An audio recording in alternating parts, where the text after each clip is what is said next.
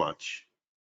Now, what I'm going to be showing you today is a very, very unique way to trade options, and I can guarantee you it's a way that you have never seen before, and it has provided us with an enormously powerful track record in 22, 2023, and now moving into 2024. I'm going to show you all of our positions in 2024. I just want you to know that this is a guaranteed service. If you're not happy with it, we offer you a 100% money back guarantee. So with that, I'm going to move forward and just move into this disclaimer. That says all signals and trading opportunities provided are for educational and demonstration purposes only. Everyone understands that trading the markets involves substantial risk, and a person can lose a substantial amount of money. And the most important thing to remember is that never risk more than you can afford to lose. I tell all my traders that all the time, and it's really one of the keys to trading success. You're not going to be hyper focused or hyper worried about any individual trade and close it early. Now, just a little bit about myself real quickly. I graduated from an Ivy League university. I went to the University of Pennsylvania for 8 years, and I majored in applied mathematics. Within that field, I focused on the optimization of doing mathematical modeling and optimizing these equations. I did work for the U.S. Navy and optimizing underwater decompression schedules. I graduated summa cum laude with honors. I was inducted into the Phi Beta Kappa Honor Society, and after graduation, my goal was to go into teaching and research, and I took a full-time teaching position at Jefferson University in Philadelphia, where I published 15 peer-reviewed articles in top-tier journals. As I said, I was a full-time professor. I did an enormous amount of teaching to undergraduate and graduate students. I've always had the mindset of a scientific teacher and an academician. I've been an invited speaker in many countries internationally and in many cities domestically, and I believe that I've mentored close to 30,000 traders, either one-on-one or in small groups. Now, this training is for you if you paid good money before for stock picking or options picking service that did not work out as expected. You've joined a trading club, a mastermind community, or coaching program and felt disappointed with results, or you purchased a trading system, indicator, course, or charting package that failed to live up to its promise. Now, the one thing that always occurs to me when you hear somebody offering you a system, and you're never allowed to type it in, and if you do, you're never going to get a straightforward answer, and that is, if the system offers you such great trades, then why doesn't the person who's offering it to you take the trades? Well, I can tell you in this service, I take every trade that I offer, and I've been doing that since the inception of the trade. If anybody challenges that, I'll be more than happy to snapshot my thinkorswim portfolio and show you that I have executed the trade live and on my real money account. So I not only offer you trades, but I take them myself. Like I said, if they're good enough to offer to you, I want the opportunity to make money on the same trade. I'm in at the same price you are. I have the same stop set, and I have my system set at taking out the trade at the same targets. So I have the same vested financial interest in seeing to it that the trade is going to evolve into a winner as you do. Now, it's an unorthodox, in this unorthodox training, and it really is unorthodox. I'm gonna teach you the top 4 trading myths that are absolutely stealing profits from you. because everybody teaches you this, and I'm telling you it's wrong. I'm going to show you how to how you're going to create highly specific predictions about your trading results and how you're going to finally gain control over your trading and make it not only profitable, but when it's profitable, it's fun. And it really, when you close the week, like the week that we are having right now, and the profit that we're making today, at least that I'm making today, and I'm in all the trades that everybody in my service is in, it really gives you a great start to the weekend. Now, why does this matter? Remember that our physical world cannot be described subjectively. Now, this is why we use complex mathematical equations to define the interaction between objects, both on a macroscopic and on a quantum level. Now, if we described our physical world subjectively, we would still believe that the world is flat, I mean, I could go into one misconception about the other. Another one is about spontaneous regeneration, where you throw a piece of beef in the garbage, the next morning there are maggots present. I don't want to be gross, but 200 years ago, they used to believe that these maggots were spontaneously generated out of the meat, simply because that was the objective observance, not based on any science. We need science and complex mathematical equations to define the way our world works, and that is the same thing for options. Only mathematical equations define the interaction between objects in any closed system, and that's how we look at options. Options trade in a closed system. We need to create an algorithm that defines how the system interacts.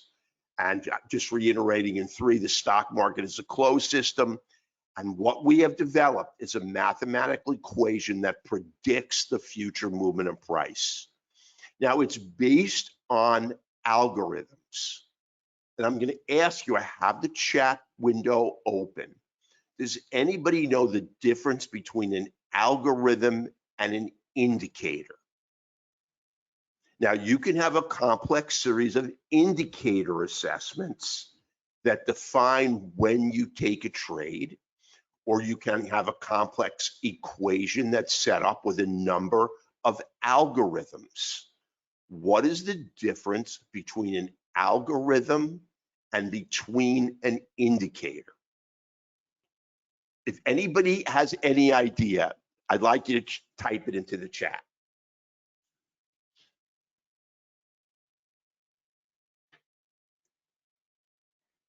Okay, well, let me tell you, if you asked me that same question maybe 5 or 6 years ago, I wouldn't know either. And that's what I'm going to explain to you in this presentation. Now, I just want to go over some basic metrics to make you understand why it is extremely important that you trade profitably. I mean, it's not just a game and it's not just a sideshow. Now, if you're the average type person, these are all numbers taken from the GAO, the General Accounting Office. It really becomes incumbent upon you to use this as an alternate source of revenue.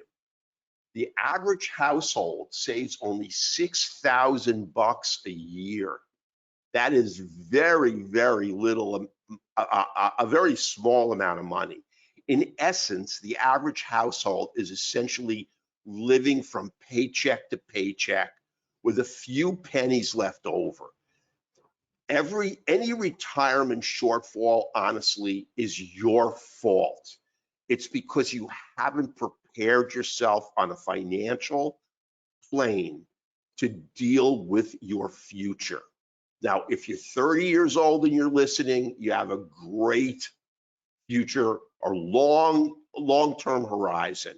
If you're much, much older like I am, you have a much, much shorter term horizon, Your trading has to maybe be a little bit different, but in essence, what we want to do is garner profit every year and make sure our return on investment is superior.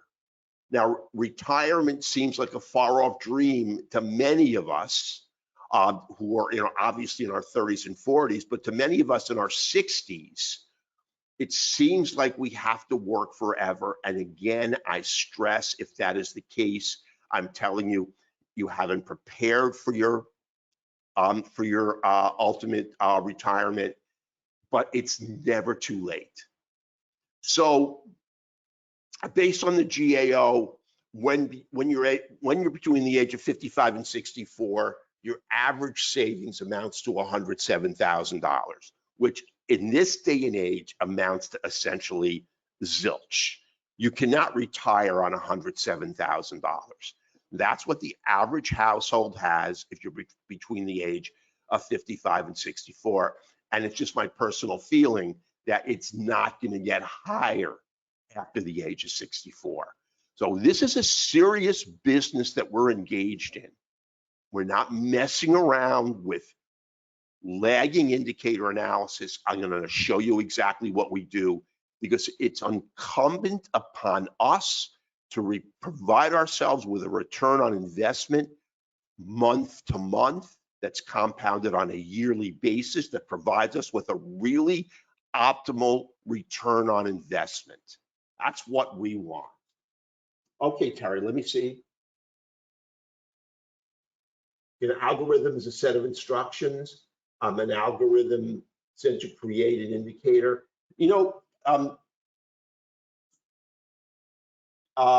Tony, you're sort of right there.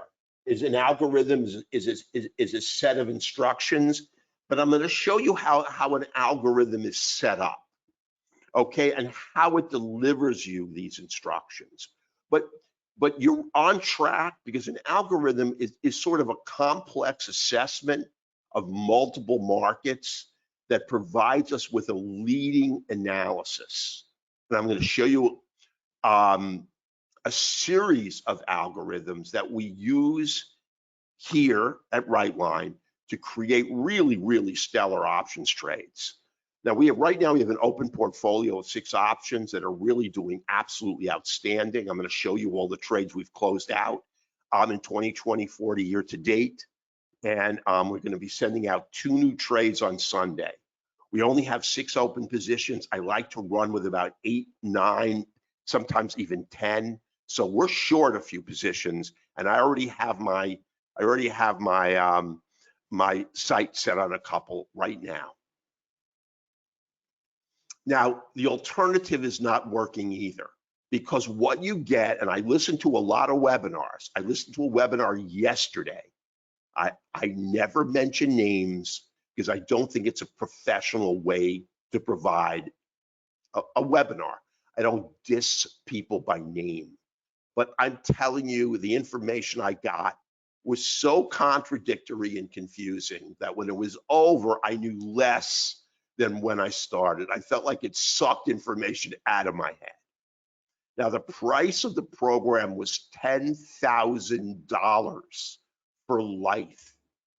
That's $10,000, but that was the price marked down from $55,000. Now, these guys I asked them if they take the trades that they offer. They didn't answer me. Nobody does.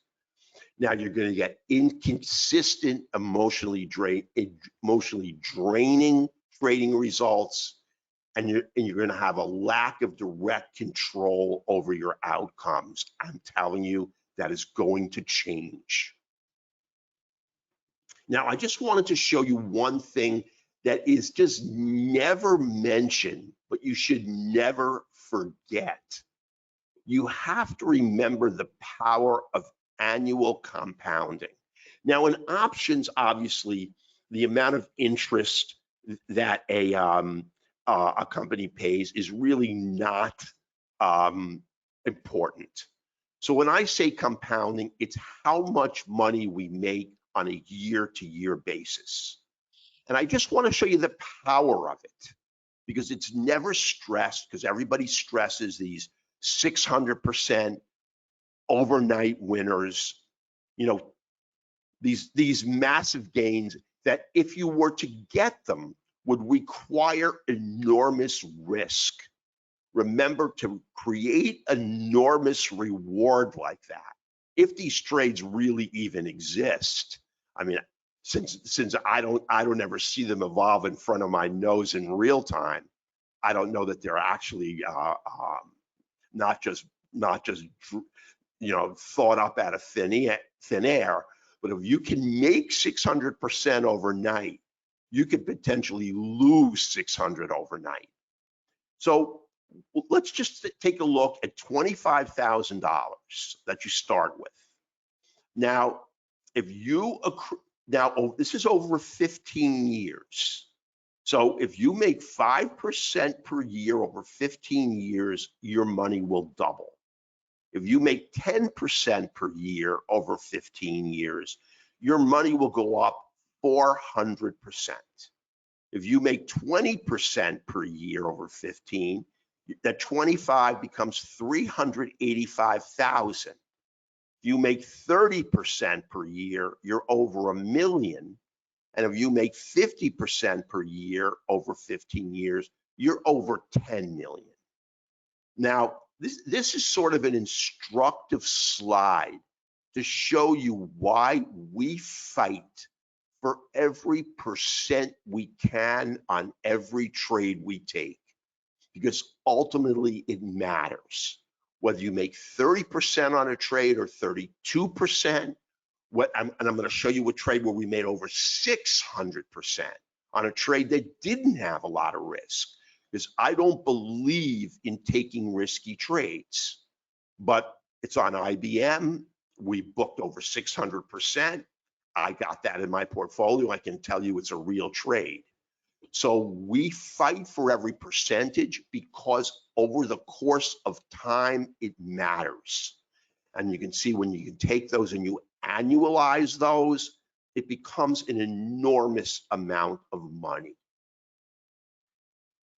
Now, this is a little bit redundant, so I'm gonna skip it because I really want to get to the meat and potatoes of the trading. But I just want you to I want to make it clear that if you're looking for a pie in the sky fantasy, get rich quick silver bullet, this is not for you. If you're looking for something that's going to provide you with consistent profit and where you feel tremendously confident that the trade is going to provide you with a winner, then this is a system for you. You have to have a little bit of an open mind to see that where you may have had blind spots in the past. And I'm telling you, if you're not trading options profitably, you do have a blind spot, because you're sort of being misled, and it's very easy to be misled in a market like this where you're getting 5 options webinars a day by multiple people. Now, let me show you a lot of common myths that are stealing your profits. And again, I'm going to show you an unconventional framework for achieving predictable and consistent results. Now, we've developed some trading algorithms for some very big companies as well as our own. I'm not really going to go into that too much, but why listen to me? Well, I've directly, as I mentioned, I've taught over 7,000 traders in workshops around the world. I've hired instructors who've taught 6,500 plus traders. I've been instructing people since 1990, that's actually 1997. I spent $250,000 researching why so few succeed despite spending serious time, effort, and money in trying to trade options profitably. And I am going to show you how part-time traders like yourselves, we don't trade overnight, we don't trade daily, we trade positions that last anywhere from 1 month to 3 months. So they're not trades that create a lot of sweat coming out of your brow, but they're trades that can provide you with an enormous amount of profit. I'm going to show you how to get more out of what you're already doing without spending more time, or more out of what we're already doing. So what we're going to get rid of is hoping, wishing, praying, and luck. That's what you get when you go to Las Vegas and you let the dice roll, or you're pulling for that inside straight. Well, that's where you leave that behind. Here we have no hoping, no wishing, no praying, and no luck. Everything's done on a scientifical, mathematical basis, on an optimized trade. Now, I'll be the first to tell you they all don't work. If I could trade with 100% profit, at 100% profit, let me tell you, I wouldn't be sitting here. I would be off on my own private island. But I do trade with close to an 80% win rate. And I've been doing that for many, many years. And actually, I'm retired. I no longer own Right Line Trading.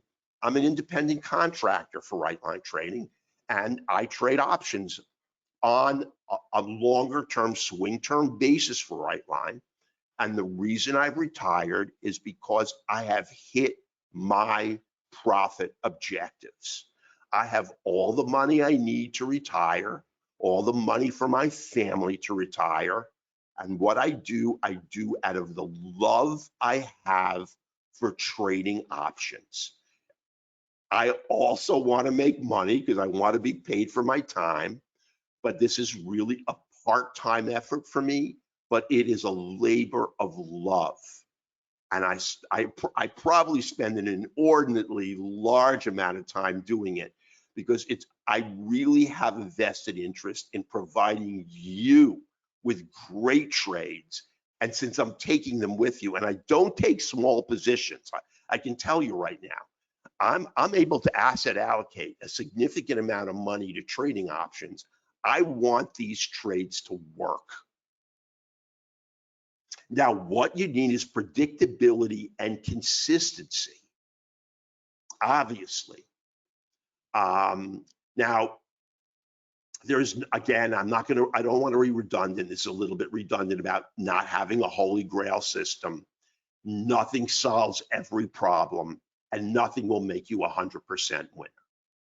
So your time for spending money on promising solutions, if lucky experience initial profits, is over. Now, if you experience initial profits on a system that just isn't very good, it's really the worst possible scenario. You're going to gain a lot of confidence in it, and ultimately you're going to let the losses pile up and your drawdowns increase. So we're going to end this cycle of continually looking for something that works. So myth number one, or myth number two, is that the timing of your entry is not vital to success. It is incredibly vital to success. Now, I'm going to give you a limit order entry on every trade we take. Now, every now and then, and this is very different from 99% of other options trading services, they're going to give you a trade where say if they take a bull spread, they're going to give you each wing, and they're going to let you try to get into the trade at your best price. I am not going to do that. Now, I'm mostly a naked trader. We're going to trade calls and puts. Occasionally, we're going to trade a spread, but I don't like to.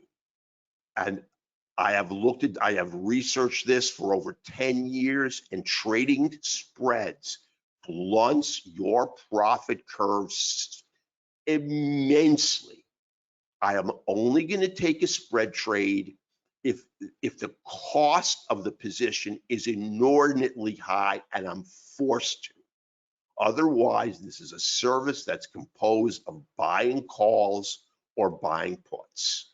Every now and then we'll get a spread, but I'll tell you, you're going to see it's on a very, very expensive trade. the timing of the entry is vital. Now, here is a mindset that I want you to never forget. And I used to have a professor when I was in school, and he used to stand up at the podium and he used to say, and he was from India, and he used to say, "Remember for all time to come. Remember for all time to come." And he would, and let me tell you, this goes back like 40 years, and I've had a million professors come and go, but I remember this man's name.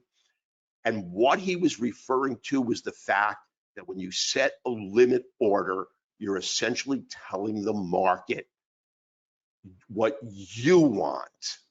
You don't take what the market is offering.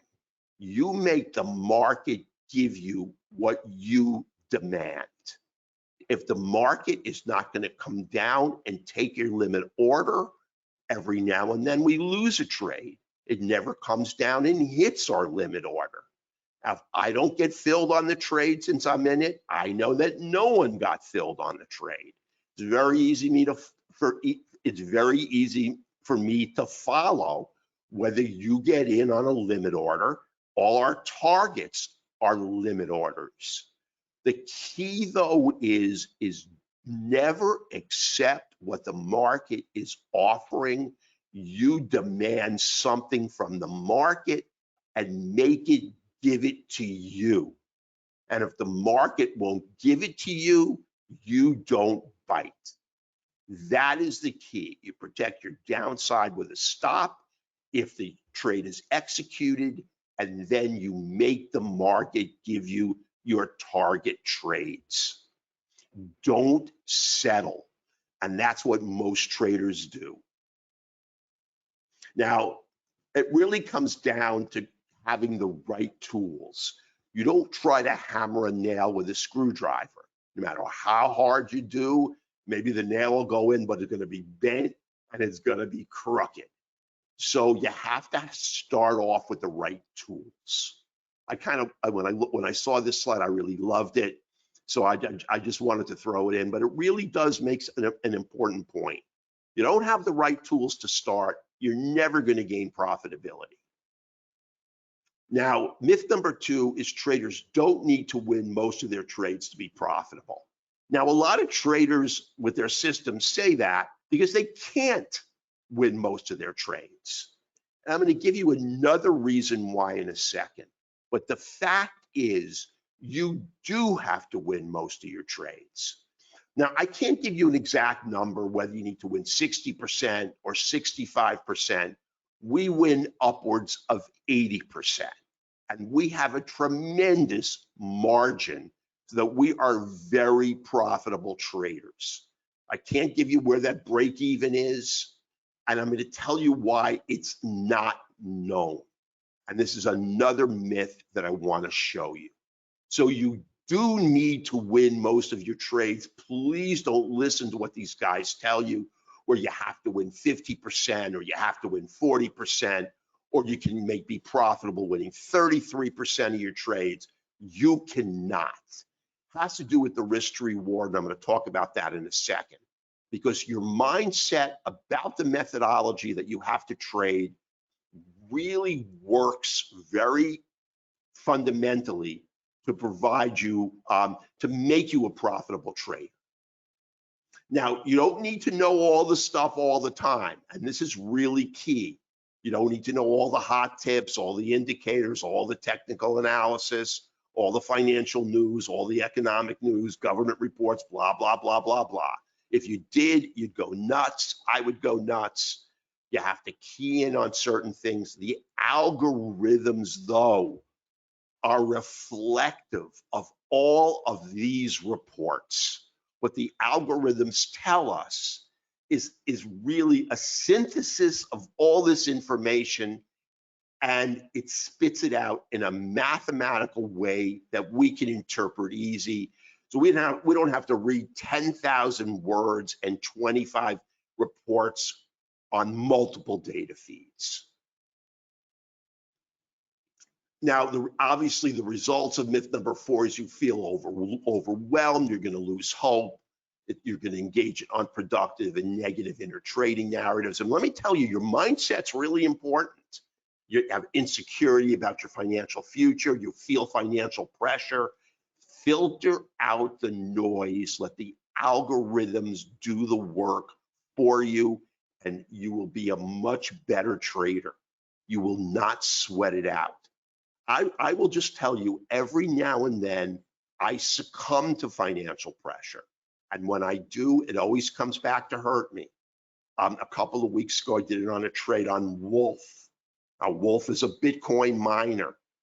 And I took it out at break even, and I could have made about 275% if I let that trade evolve, because I got nervous. And that's what happens when you get nervous. You wind up losing out on big winners. So you need a proven financial framework. The rest of the story, as I'm going to show you now. Now you need predictability, reliability, and consistency, and I'm going to really get into the meat and potatoes of it. Now, number one, the system must be holistic. So it must include all the elements that you need in order to trade. And like I said, it's got to synthesize and break down all the information that's out there. And what really we're looking at, no matter how complex the assessment is, whether it's an indicator which does not lead price, or it's an algorithm which does, is we're looking at trader sentiment. We're looking at the market is telling us. We're looking at the number of calls purchased versus the number of puts. We're looking at some metric, and it's complex in nature, but ultimately broken down. It's telling us what big institutional money and the vast majority of traders believe the market is going to do out into the future. So it's got to be holistic and take into account everything, because we have to add all kinds of additional stuff, like add this spice and add this ingredient and that ingredient. It's never going to work. And number two, it's got to be rule-based. And that the rules that we trade with, you cannot deviate from. This is a recipe where if you add a little too much butter, too little milk, too little this, too much that, you're not going to make a perfect cake. You have to take the rules and never deviate. You can't have any false beliefs or your money, any wrong-headed biases, self-sabotaging, emotional responses. Emotions have to be ablated and eliminated. You cannot sweat these trades. You have to have faith in the system and let it evolve. Every time I sweat a trade, I wind up losing money. I'm telling you right now. And number three, you have to be highly specific and accurate about predicting your win size, your win weight, your size and frequency of losing streaks, potential drawdowns, and you have to know a lot more. And the system is going to let you know that. Now, once you start, and I don't want to be redundant, once you start getting winner after winner, you're going to build a lot of confidence. And you're not going to hesitate to take a trade. Don't hesitate. We're not gambling. I'm telling you. Now, when I send out a trade, I'm going to send you out an enormous amount of information regarding why I'm taking the trade. I'm not just going to send you out a trade that says, oh, buy the VIX, buy DraftKings, and I'm going to give you a price, and that's it. I'm going to give you an extreme, and this is what takes me a lot of work. It takes me half a Sunday. I have to do all this on Saturday because I want to watch the Super Bowl on Sunday. So you have to take all of that stuff and get rid of it. And that's what's going to make trading profitable and fun. And the trading system must look like a series of metrics. Now, metrics are algorithms configured into a formula that finds superlative trade opportunities. You'll notice that indicators are not mentioned anywhere because they all lag the market. Now, a metric is a complex analysis of price movement that provides leading information. An indicator is an ultra simplistic analysis of price movement that provides you with nothing of value. And if you trade it, whether it's the Ikimushi cloud or any of this nonsensical stuff, you're going to get beaten to death by trading.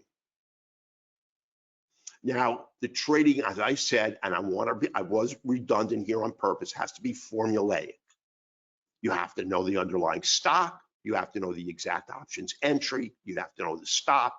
You have to know the targets. Once the trade is executed, I'm going to give you all of those. And trust me, they aren't based on any Fibonacci.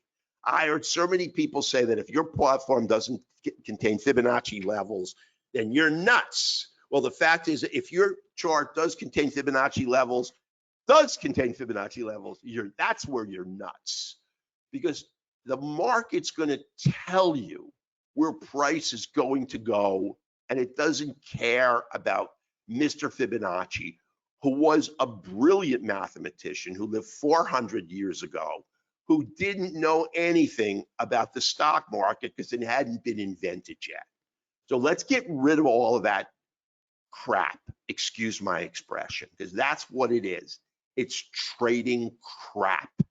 And it's what everybody else uses, and that's why they all go off that cliff. You're not going to be the lemming in the crowd. Now, I just wanted to, and I'm reaching the end sort of the preamble, but it's important to give you a mindset, because if you don't have the proper one, then you're not going to trade accurately. Now, they're different personalities, and we're going to get rid of those. Now, this is the butterfly, and they are scalpers. They win 75% of the time. Their stop loss is 3 times bigger than their profit target. So they have to take a huge loser before they're going to get stopped out, and they're looking for multiple little winners. That's one extreme. The other extreme is the bear, and he's only looking to win 25% of the time. His profit target is way far away from his entry, and his stop loss is tight. So he's going to lose a lot of trades, but when he finally wins one, it's going to be a big winner. Now, both of these strategies are disastrous. These are all the ones that are in between. I'm not going to go into them. The fact of the matter is, I'm going to tell you something about the P&L that you probably have not heard before. So let's get rid of all of this. These are trading personalities. We don't have a trading personality anymore. Our trading personality is one of structure. It's one of discipline. That's our trading personality. We don't need Prozac. We don't need Adderall. We don't need Celexa. We have no personality. We have discipline. Now, what I did was I simply told the market that I want a 2-to-1 reward to risk. So I wanted to make twice what I'm willing to risk on every trade. So if I'm going to risk $1, I want to make 2. And I didn't wind up snapshotting the whole slide, but at the end of the day, you wind up losing a ton of money. And here's why you cannot set up a risk to reward. That's because the market is what sets up the risk to reward. Now, remember, you're going to demand from the market what you want, but that's within certain parameters, and that includes the entry target. But when it comes to risk to reward, and I'm going to show you how that works, the market is going to tell you how far the trade is going to go. It's going to tell you where the stop has to be placed. Now, if we don't like the metrics on the trade, we're not going to take the trade. If we don't like the risk to reward, we're going to dump the trade. But the risk to reward ratio is set by the options market And if we like the risk to reward, we will take it. If we don't, we're going to dump it. But we in no way in this area can demand from the market a risk to reward. It's simply not going to give us. So that's what all of these phony gurus tell you. You set the risk to reward. You set a 3-to-1, a 4-to-1. So you only have to win 25% of your trades or 30% of your trades, because when you get a win, it's going to be 4 times bigger than a loser. Well, that is completely incorrect. I'm going to show you how right under your nose the market is going to tell you how far the trade is going to go. So the paradigm shift is the entries provide predictability, control, and consistent win rates, and obsessing over when to exit a trade actually gets in the way of making money. The exits are already provided to us by the market. We know where to set our exit. Not where we want. In this particular case, we have to accept the exit the market's offering. If we don't like it, we're not trading it. So here's the algorithm and trade execution model. This is the stuff that we are going to look at. Now, these are just some of the metrics that we use. The algorithm itself looks at many, many different things. And for me to go into the whole algorithm, it would take me another 2.5 hours. I just want to give you a flavor for what you're looking at and why we trade what we do. Now, the one thing the algorithm is always going to do is put you in the direction of institutional money flow. You're going to be in this far canoe and you're going to be canoeing downstream because you're going to be canoeing with big money. You're not going to be in this boat and you're not going to be rowing upstream. What happens to this boat?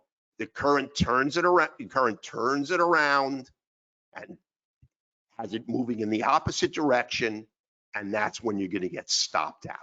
I don't care if your risk to reward is 2-to-1, 3-to-1, 4-to-1. We don't want to take a loser.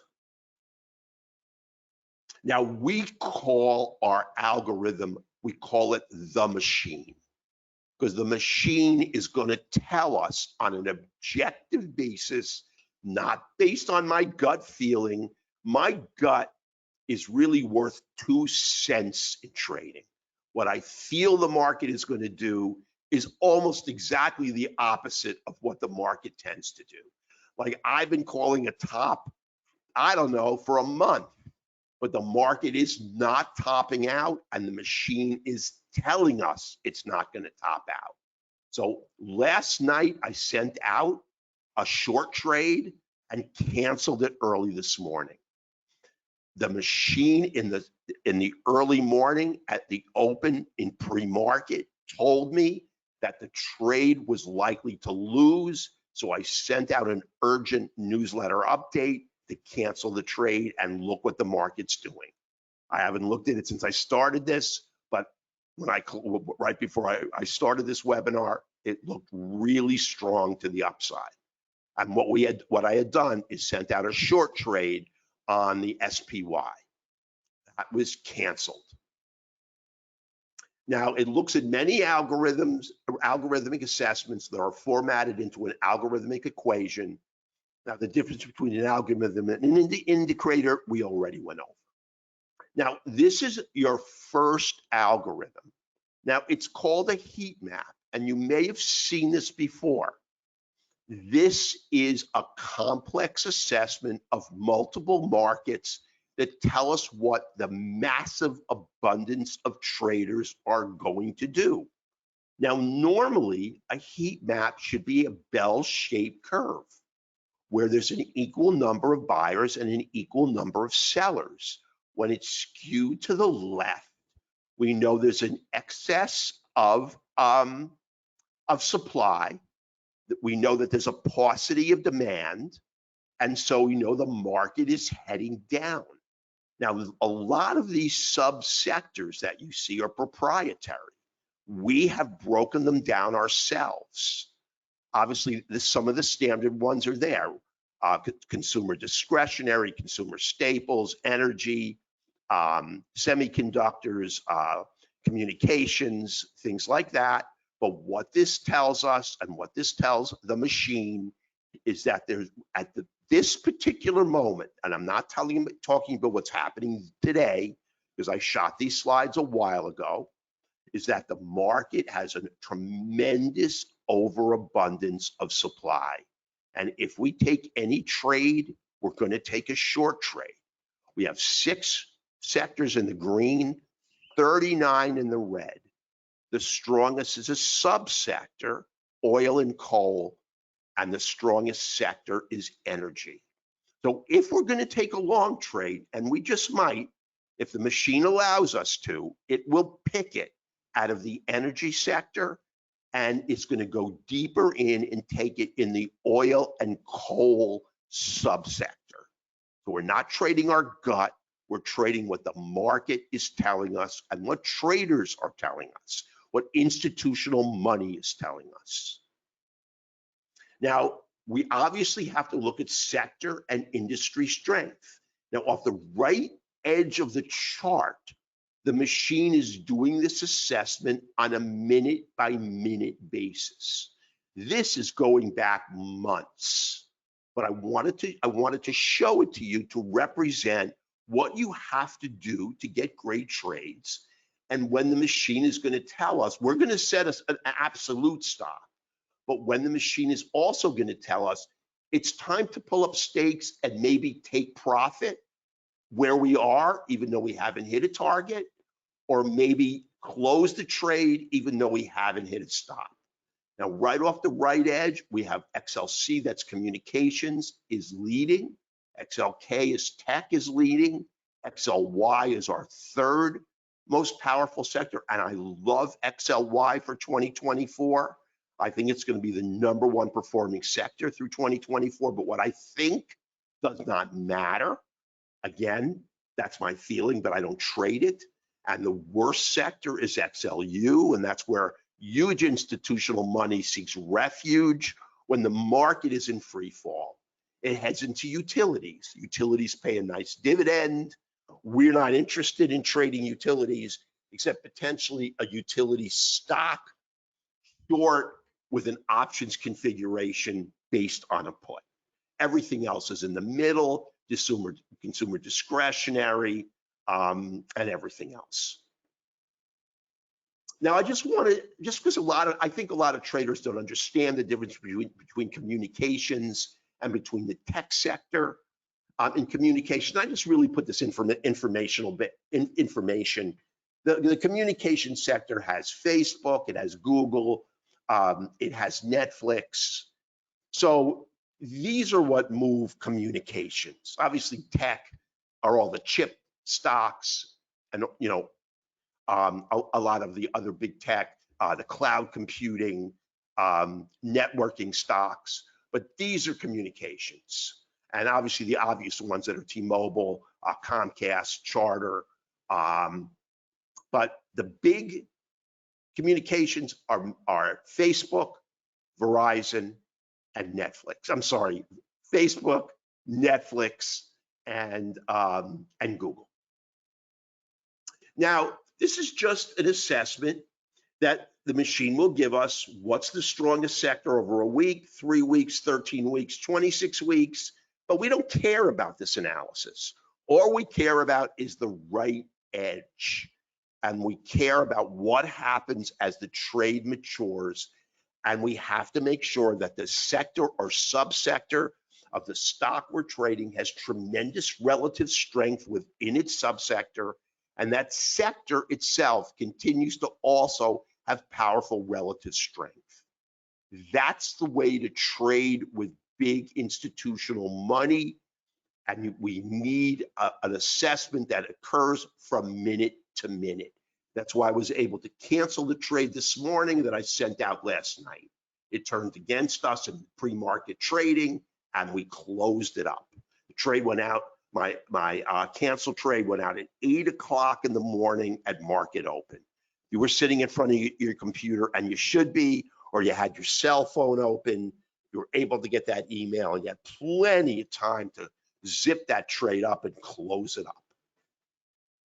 Now, what we're looking at here is we're looking at a rounding bottom, and what we're looking at here is a ratio between the XLC and the XLK. Now, this is a true algorithm. Now, the XLC, communications, and the XLK, tech, both are extremely powerful sectors. But if we want to optimize the trade we're taking, which is the most powerful sector to trade? Now, this is the XLC over the XLK. So you can see with the XLK in the denominator, this thing has fallen like a rock because tech has outperformed communications. So the machine is going to tell us not to take a trade in the communication sector.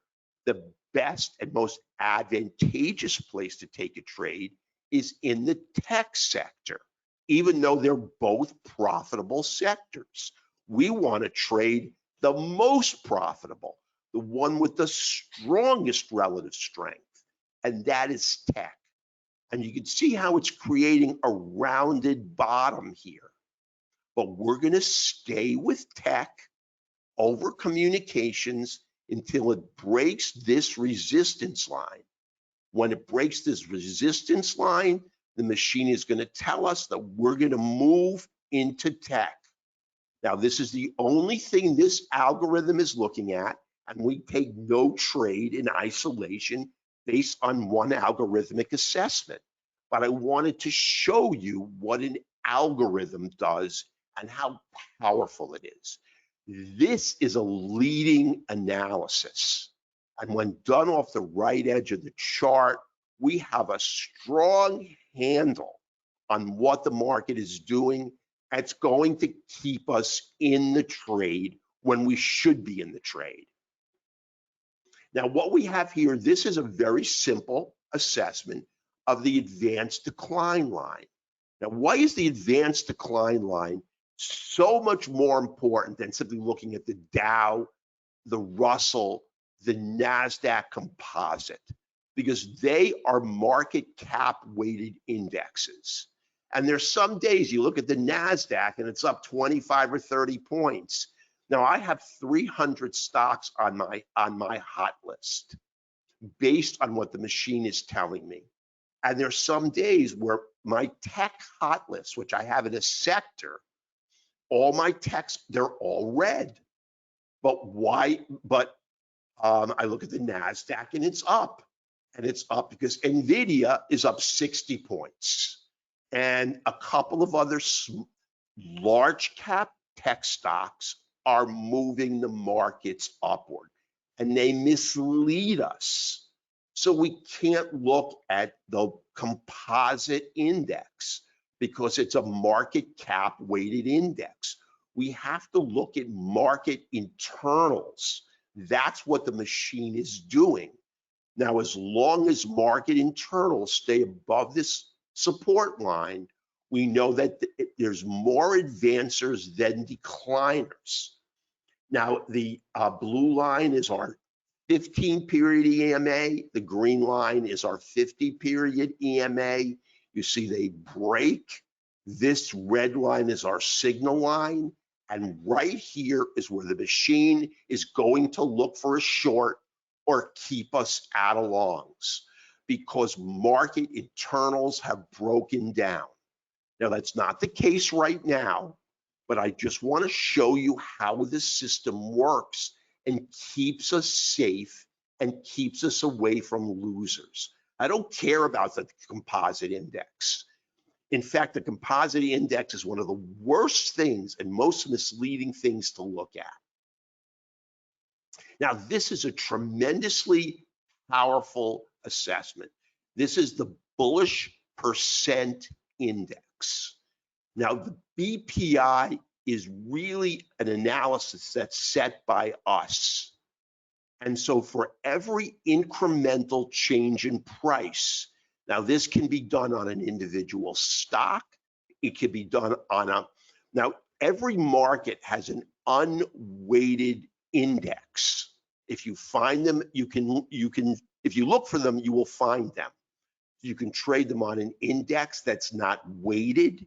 And for every incremental change in price, it's going to create a dot. And when this line, this is the actual BPI line, crosses below the signal line, we know that market internals are weak and that there's an overabundance of sellers and a paucity of buyers. And when it's blown up off the right edge, you can see that this blue line never crosses the red line. The machine is never going to give us a long trade in this environment. The BPI is a tremendously powerful algorithm and individual tool because it's sort of a running analysis of market internals. Now, when do we look for a long trade? We look for a long trade when this has fallen below the 30 line and our BPI crosses above the signal line. For a bullish signal, when do we look for a short? When the BPI is above the 70 line and crosses below the signal line and gives us a short. So essentially, we're looking at market internals when there's a tremendous overabundance of sellers. Eventually, sentiment's going to shift because valuations are going to get cheap and big institutional money is going to start rolling in and buying stocks to the upside. Now, listen, you can always get faked out because the line can cross and then cross back down. That's why we don't use one algorithm to drive our entire trading analysis. But this is just one of the many. Now, here's another formation, and this is the ratio, and this is a really, really important ratio, and one that I really, really like. This is the relationship between the TIP and the IEF. And I bet you that no one's ever heard of this, but the machine knows about it, so I know about it. Now, the TIP, you can bring it up on your platform. The ticker is TIP, and it's the Treasury Inflation Protected Securities. Now, when traders are very concerned about inflation, they're going to move into the TIP.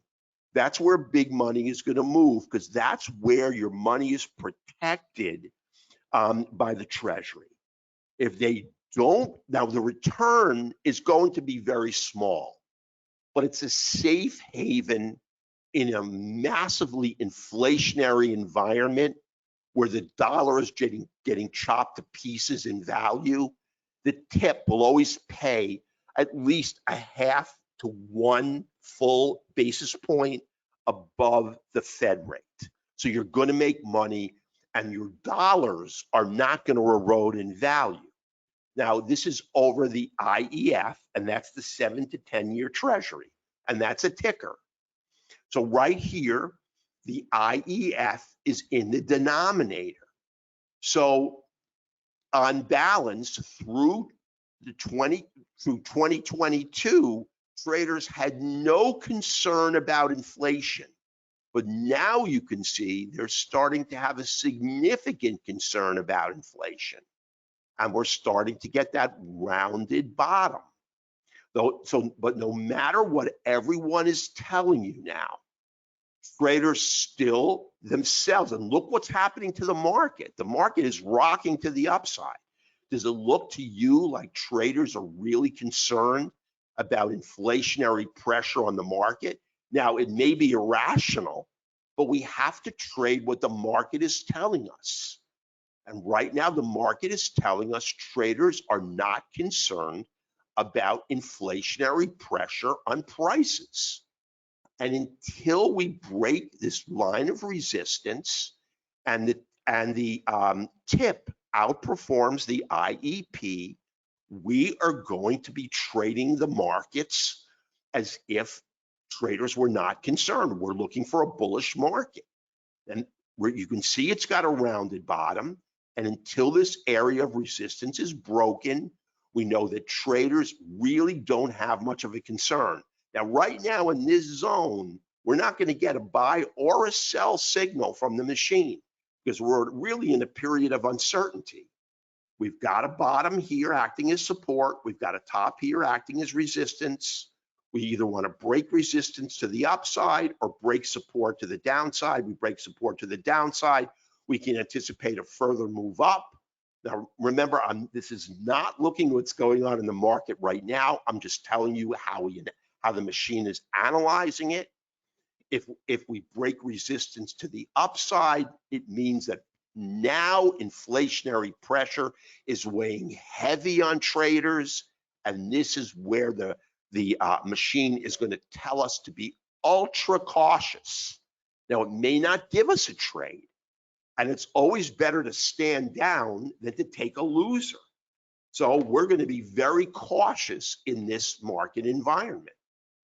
And let me tell you, sidestepping a loser is a key to being profitable. And having no FOMO or fear of missing out is a key. You don't have to always be churning the market with 8, 7, 8, 9 open options positions. You don't always have to be in the game with all your money. And the machine is going to tell us when we have to be cautious and when to trade with a very small portfolio and put only a small amount of money at risk. We're still going to be on the right side of the market. Now, this is a really nice relationship that I always like to look at. It's the relationship between the SPY and gold. It's the gold index. I think it's GLD. And you can see what have happened. Now, GLD is in the numerator. The SPY is in the denominator. The SPY is crushing gold. Now, everybody likes, there's gold bugs, and they like to trade precious metals. They like to go into silver. They like to go into gold. Well, the machine is tracking it, and it's telling us until this trend line is broken, we are not going near any stock, whether it's a small gold miner that may seem cheap to you and may actually be cheap based on its earnings estimates, its price to book value, its consensus earnings estimates, but the SPY is outperforming it, and we always want to be in the outperforming sectors. There's many good sectors. We want to be in the best sector.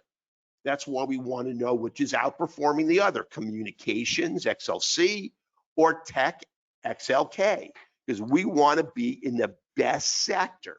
So if we miss a trade on Google, which is communications, we don't care, because we're trading the strongest sector and subsector as far as big institutional money is concerned. Now, this is the relationship between let me find it here. This is the one that eludes me.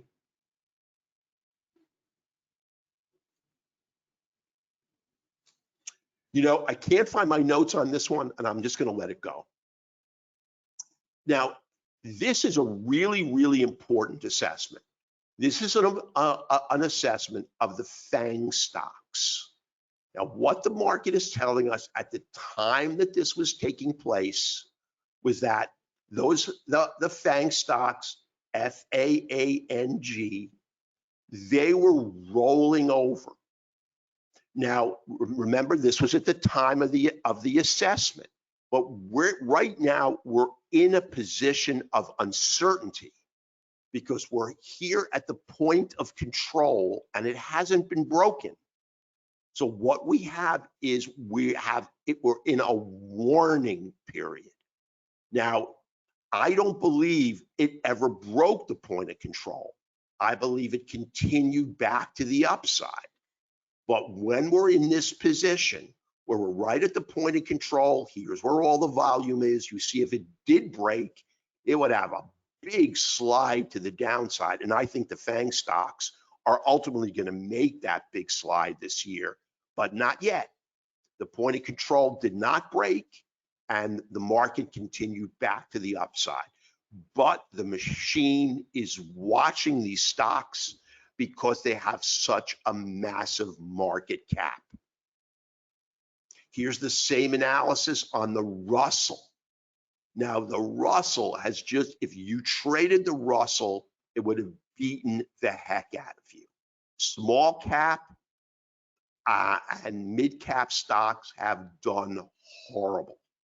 Now, what happened was, this is into 2022 when the small caps and mid caps were doing really well.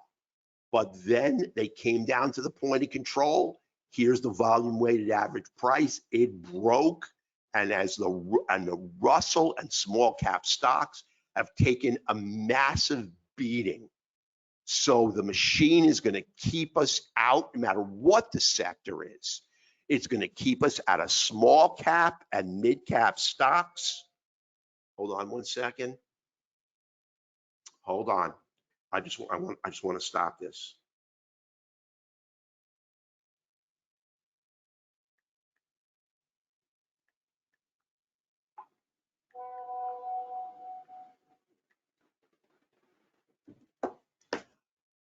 Okay. Now here's real estate. Same thing. Into 2022, real estate skyrocketed. Then it broke the point of control. And what has happened to real estate since? It has gone into free fall. Now, we have to make the distinction the machine does between real estate and home builders. Now, home builders have done really well. KB Home and Lennar and a lot of those stocks have done excellent. But when it comes to real estate, the REITs have taken an absolute beating. Now, big institutional money loves to trade REITs. Now, they're probably not on your radar. We rarely trade them as an underlying to trade an overlying option because they just don't move much. They don't have much implied volatility. But this tells us a lot about trader sentiment. And so the machine tracks it for us. And we know that the real estate sector is really going to get pounded. And it went on to get pounded. There's an iShares real estate, and man, did it take a beating. But look at the iShares home builders. That sector did exceedingly well. So it makes a discrimination, and it's exceedingly accurate. Now we're putting all of these assessments together into one equation for the machine to spit out the best stocks in the best sectors for us to trade. Now, this is the relationship between the IWM, which is the small and mid cap stocks, and the SPY. So if you traded small and mid cap versus large cap, you got really beaten up. This is what the machine watches, and this is why we are not right now in this environment going to trade a small cap or mid cap stock. We are going to stay away from them.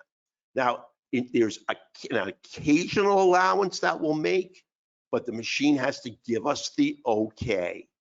Now, the one thing I will tell you that the machine is really good at, and I'm going to go into, I'll go into that in a second, but you can see the analysis, and this goes back many months. It only goes to November. We're already in February, so it still hasn't recovered. I mean, the small and mid cap stocks are just really in the dumps, and we have not lost a dime on these. Now, this is a relationship between the unweighted SPY and the weighted SPY. Remember I told you that the SPY is weighted? Well, the RSP is an unweighted SPY. It simply looks at the number of stocks advancing versus the number of stocks declining. Now you're starting to see what's going on deep inside the market, not just on the surface layer, but now you're drilling down to the core. Now, you're not looking at the shrubbery that's covering someone's lawn. You're going down and you're moving into the core of the earth to see what really traders are doing deep down. And you can see that the unweighted SPY has done terrible, so that the market, the SPY, has risen on the back of just a few. It's actually risen on the back of 150 out of 350 stocks in the S&P 500. That's why the RSP has taken such a beating. Well, we don't have to focus on it because the machine focuses on this for us. It does the analysis for us. So it's going to keep us out of these trades. So it's going to keep us out of small cap, mid cap, bad sectors. And it's going to watch the market weighting of the stocks we take. Now, this is extremely important off the right edge. And this is the number of traders buying calls versus the number of traders buying puts. And you can see how it oscillates. And the machine will not give us a long call unless there's an overabundance of traders buying calls.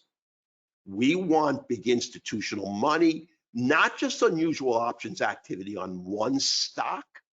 We want the abundance of calls or the abundance of puts being vastly in the majority.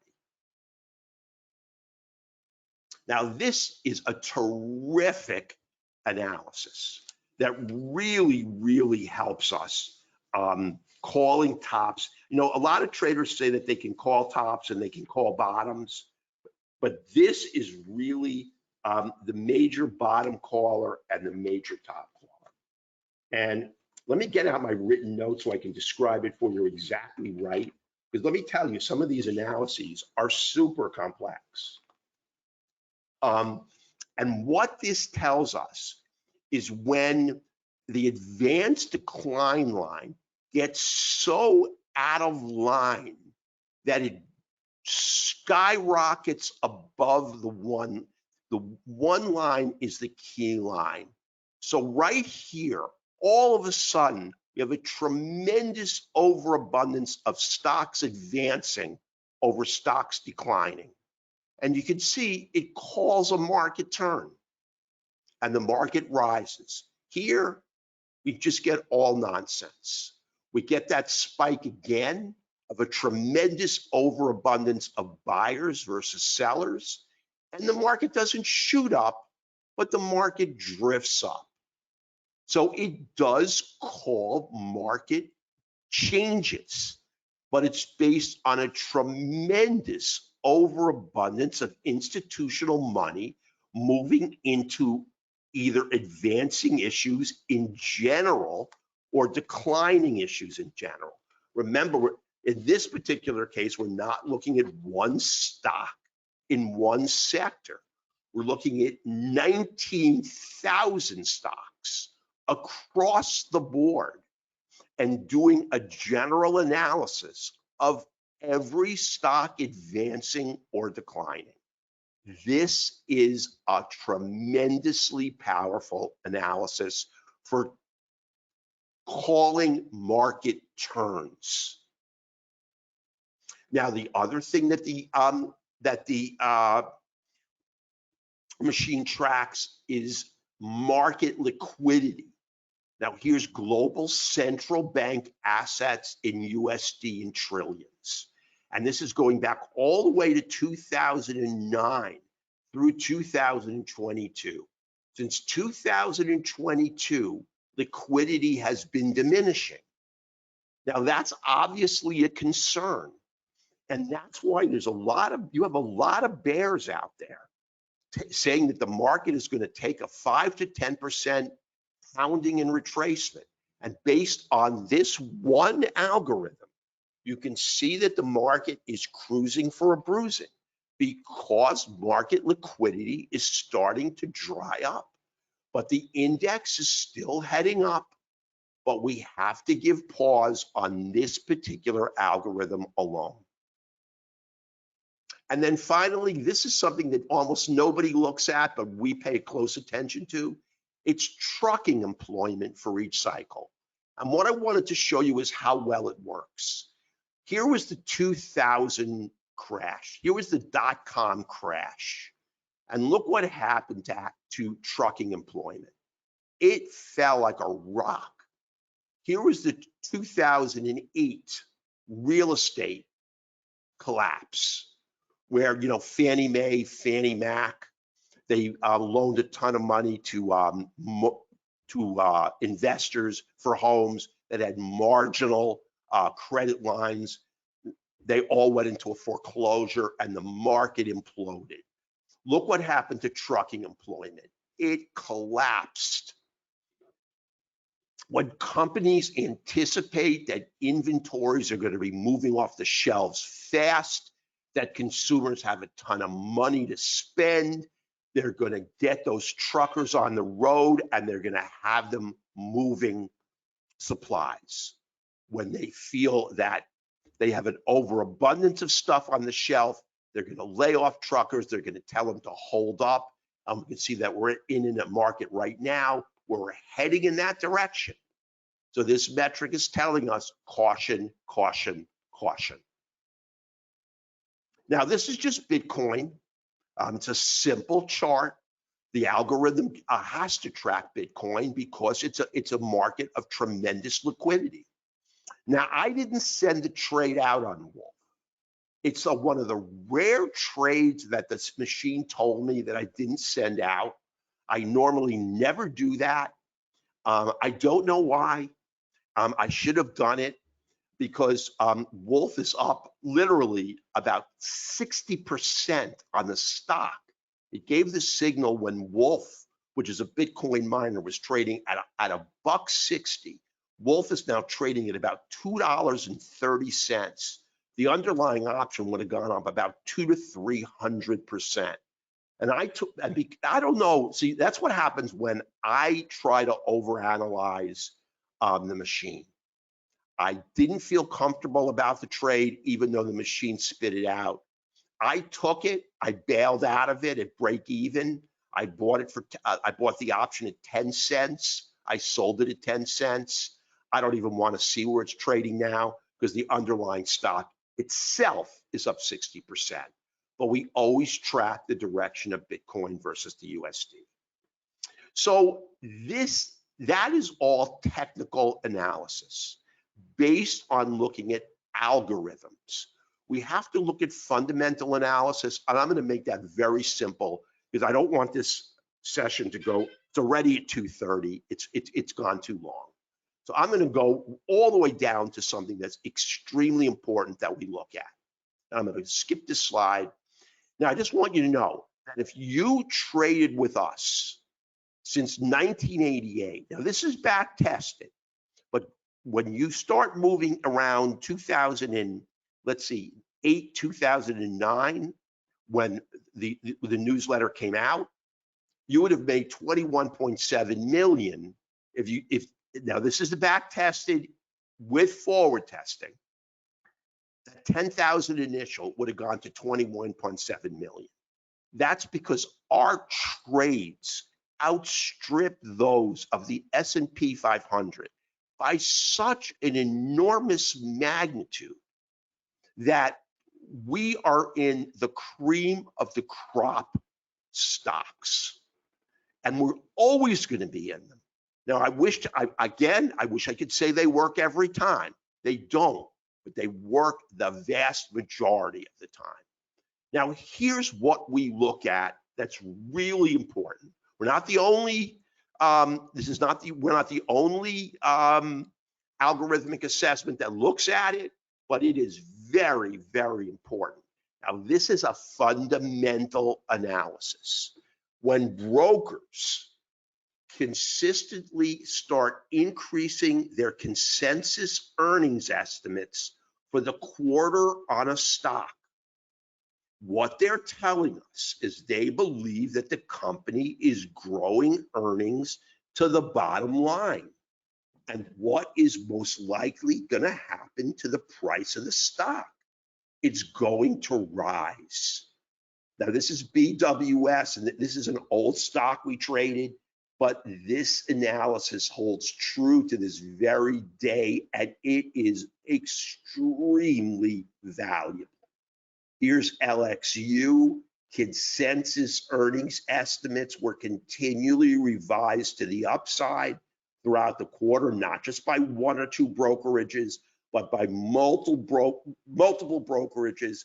Consensus earnings estimates were revised upward, and boom, there's the S&P 500. There's the stock. It's almost up 45%. And here's TCBI. I don't even remember what the underlying is. We traded it so long ago.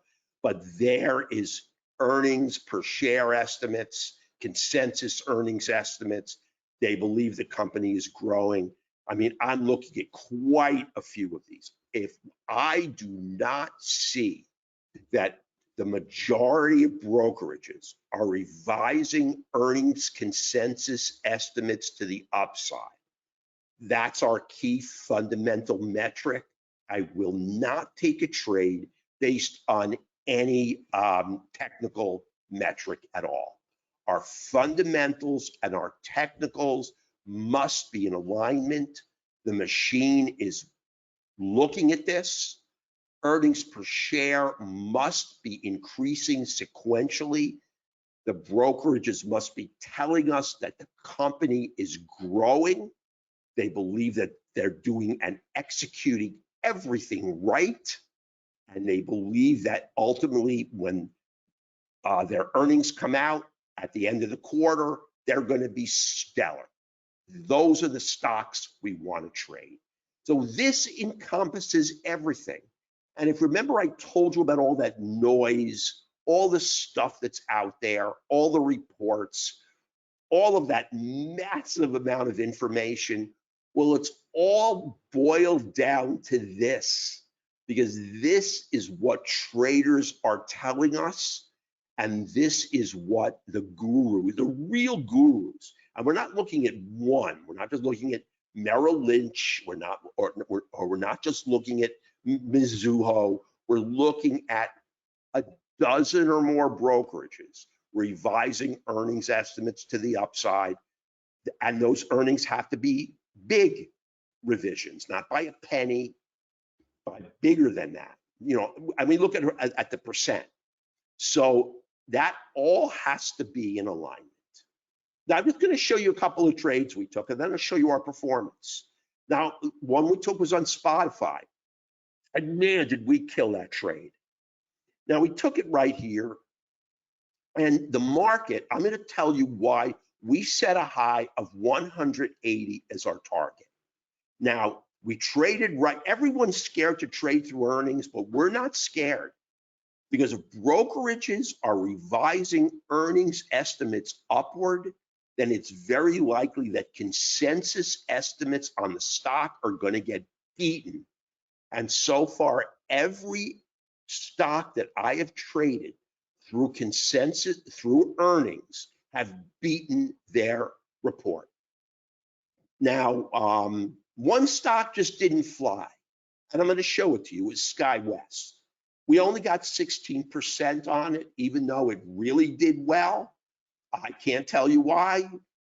Sometimes our trades don't make 7,000%, but here's why we set that target on Spotify. All you have to do is look at what the market's telling you. Now, we were about 2 or 3 months out. Now, if you look around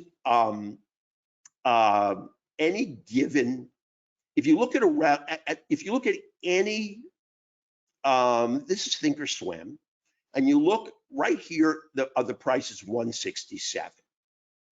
So if you look at 167, options should be bell-shaped around the strike price, because that's where traders almost always, obviously, that's where traders are going to buy most of their options. Look at open interest at the 180 strike. It was at 1,045. And this was the January expiration. We were, I think, either 2 months prior or 3 months. I think it was, we were 8 weeks away from this particular strike. We knew that options traders were estimating that Spotify was going to 180. That's the target we set, and it hit 180. Actually, right now, it's trading, I think, 225 or 230. It just never stopped. But we took our money, we banked it, we made over 200% on the trade, and we walked away. But the options market is telling us the target. We don't set a 2-to-1 or a 3-to-1 or a 9-to-1 or a 1-to-1. The options market tells us where we're going to set our target. Here's another trade, and we took it on Palantir. Now, here is our entry. We set our target right at 21.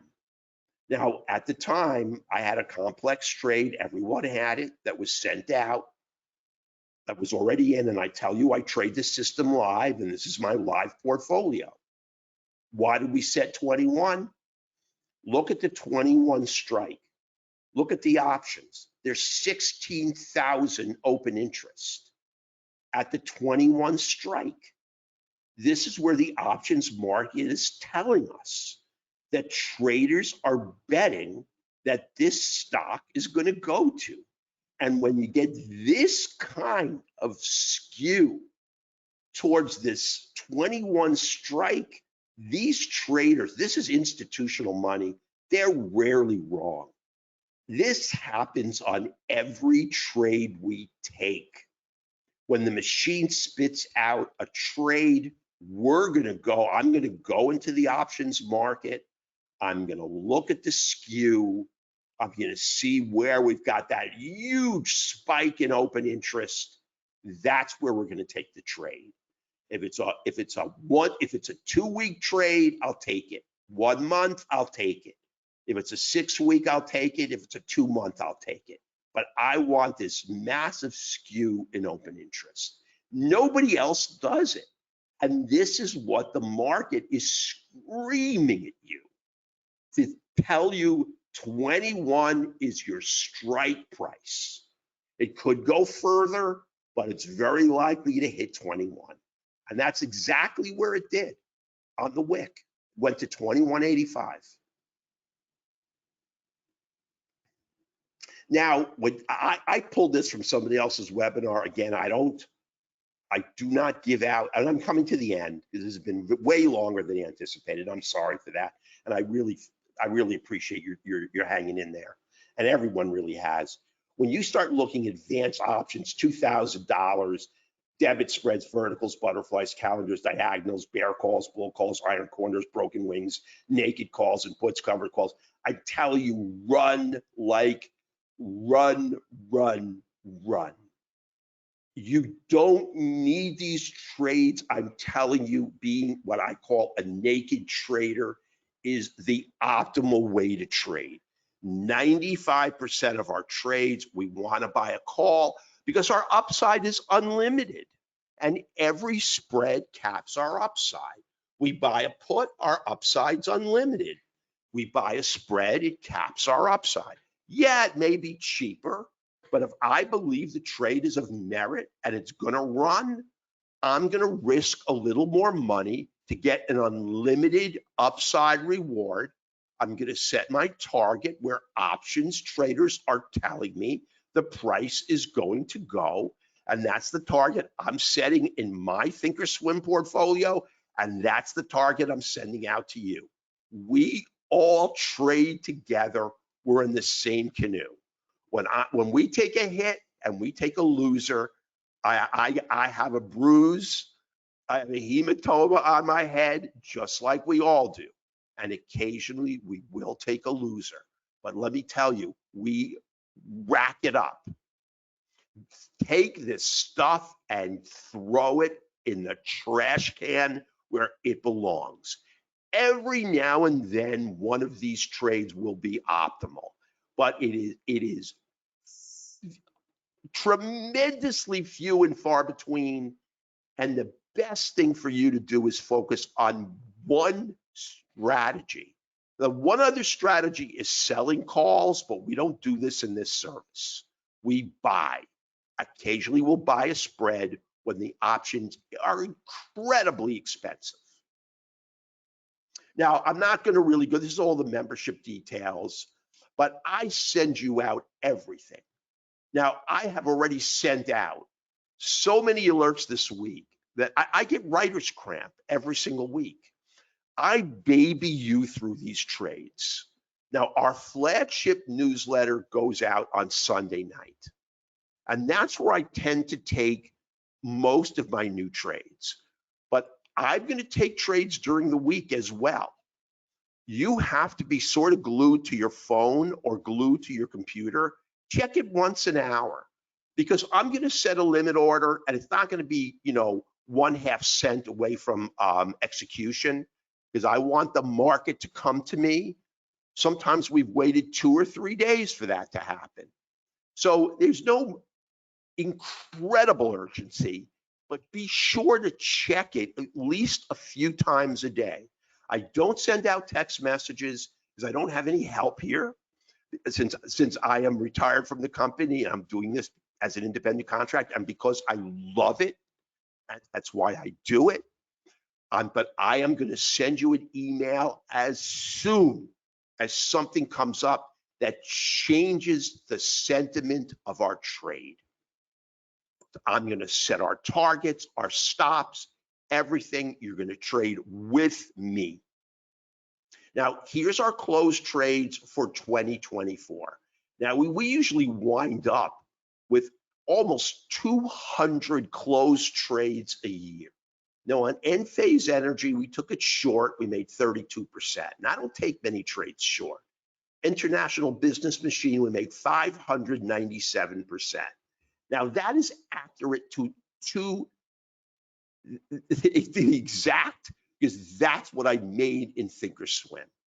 On Tactile Systems, I only made 9%. On Boston Scientific, 126%. I took iShares, the machine took us into iShares Biotech.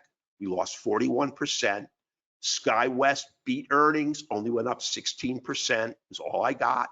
Now, if I would have held SkyWest further out, I would have made 75 or 80%. But because it beat earnings and looked like it was going to roll over on my own discretion, I called the close and I got out at 16%. That always happens when I override the system. Griffin Corporation, we made 108%. So these are our 7 closed trades for 2024. Now we have 6 open trades, 3 of which have hit their first target. Now, normally I set 2 targets. You're going to take half your positions out at target 1. Let's say you trade 2 contracts. You'll take 1 out at target 1, stops at break even. You're in for target 2 at no risk. Our targets are set by the options market. Now, you're going to get 4 weekly 30-minute live training classes. You're going to get live virtual training. You can ask any questions, and I'm telling you, you're going to get a step-by-step walkthrough of the complete trading framework. So if you're a little nebulous about it, and I'm going to answer any questions that are there, but as I go through the system in more detail, other questions may come up. Now, this is a limited time offer, and now I'm going to show it in a second, but this comes with an absolute 30-day money-back guarantee. Now, if you put in the coupon code at checkout, save $70, the monthly, which is normally $119 a month, goes to $49. For the yearly, it's normally $13.96. We have a lot of people aboard for that price. it goes down to $6.98. You have to put in the coupon code SAVE 50%. Now on either offer, and I'll go back to it, you have a 100%, I shouldn't say satisfaction guaranteed, I'm telling you, it's a money back guarantee. You can send an email to info@rightlinetrading.com that you want to cancel, and Rory will take you right out, or one of Rory's compatriots. You can call 786-732-4656 and just say, I want to leave the service. Not only will you be refunded your money, but you will not be billed again. So you come aboard at no risk. I am so certain that you will love this service. I don't want you to risk a dime of your money. So I don't want you to come in thinking, well, I'm going to risk 40 bucks and I don't get it back. You get it back. You don't like the system, we will refund your 40 bucks or $39, and you will, I promise you, you'll be taken out of the system and not be billed again. So you're at no risk. So here it is again. It's 49 bucks for 1 month, $6.98 for 1 month, 30 days. You don't like it, you get your $6.98 back, or you get your $49 back. Now let me look at any questions that there are here.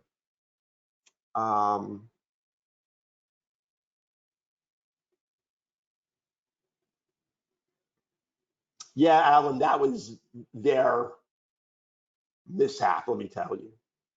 Do you trade in the Indian markets? We don't, Umesh. We don't. And you know why we don't?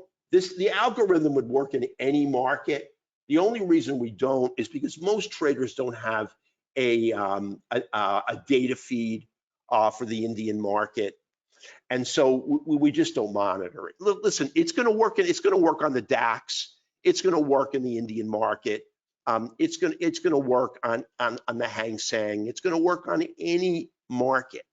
I mean, we're looking at the same metrics, so it doesn't make any difference. It's a universal equation that works in any market, and it works on any time frame. Only I'm setting the time frame.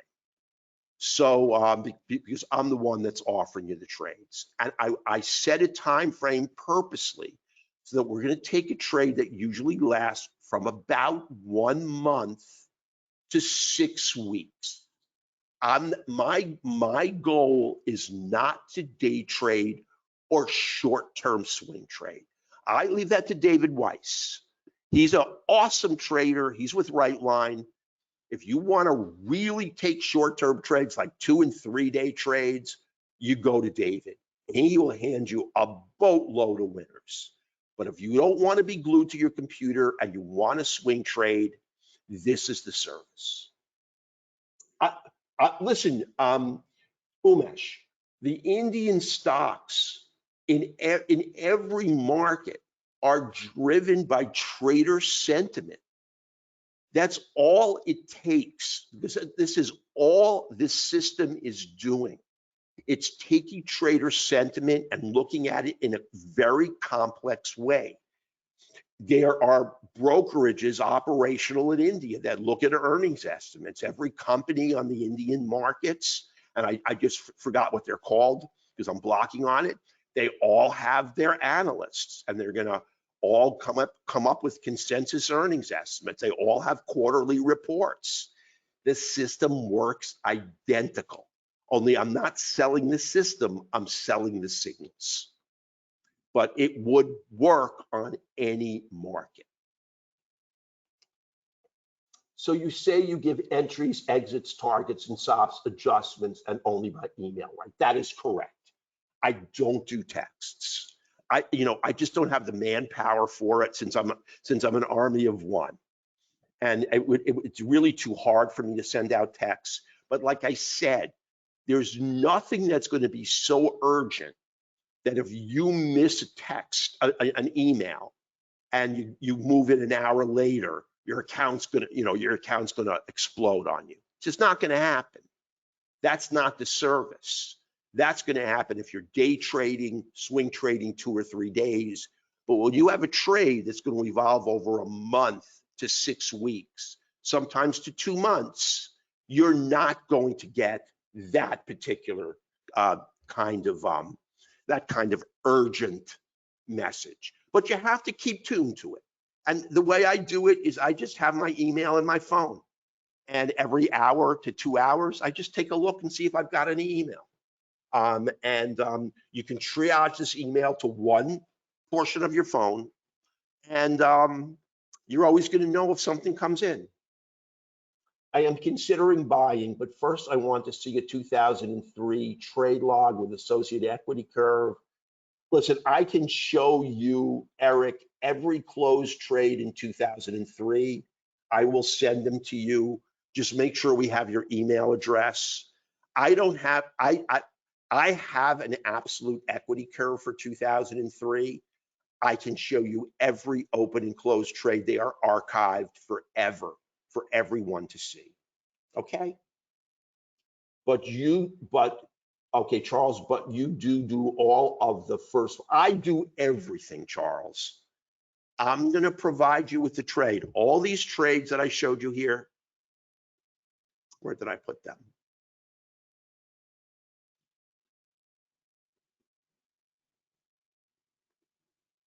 I sent out.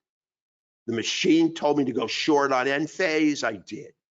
The machine gave me international business machine. I set the target, and the target was too conservative, but that's okay. I never lament over setting a target. That's what the options market priced as the target. We made 597%. We could have made 700 or 800%, but you know what? That's not what the options market said. I sent out Tactile Systems. The machine gave me Boston Scientific. Now, the machine, like I said, the machine isn't always right. It gave me iShares Biotechnology. I took it out at 41%. That was our stop. SkyWest blew through earnings. I took that trade out and I mucked it up. That was a 75 or 80% winner. That SkyWest closed up at the end of the day $4. I took it out when SkyWest was up $1.50. That's when I overrode the machine on my own instinct. And I'm just telling you the truth. Griffin, the machine rolled. We made 800%. We took it off almost right at the top, and we've taken Griffin and we've now thrown it in the trash. It is off of my hit list and gone. Now I'm getting a text message. I just want to make sure. Let me just make sure it's not, because I am going way over time. And let me just take a quick look here. No, I'm good. So that's where every trade now, every now and then I step in, and almost every time I do, I always wind up making the trade worse. I just did it on SkyWest because it didn't rocket out of the gate on stellar earnings. I was a little concerned for it. I guarded ourselves, and I shouldn't have done it. The machine told me not to. I didn't listen. We could have made a lot more. But I only put in the numbers I got right off my Thinkorswim portfolio. I'm not gonna. I don't fudge anything, and I don't mess with anything. We made 16%. I could have put in. We made 216%, but we didn't. So those are all accurate percentages right off of my live portfolio. Okay.